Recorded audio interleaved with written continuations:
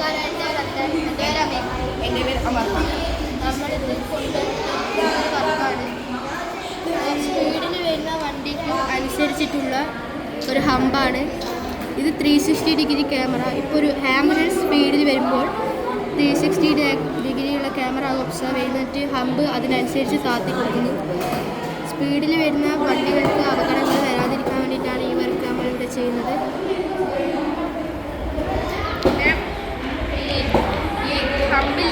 Hump ആവുന്നതിന് മുമ്പേ ഒരു ലൈറ്റ് ഉണ്ട്.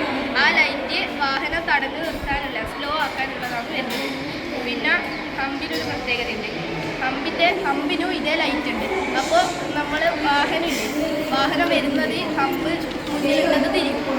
പിന്നെ ആക്സിഡൻറ്റ് ഉണ്ടാവുന്നുണ്ടെങ്കിലില്ലേ, അഥവാ ഉണ്ടാകുന്നുണ്ടെങ്കിൽ ആ 360 ഡിഗ്രി ക്യാമിൽ അത് റെക്കോർഡാകും. അത് അല്ലാണ്ട് സെൻസർ വഴി അത് എത്ര ഹവറിലാണ് വരുന്നതെന്നും തിരിയും.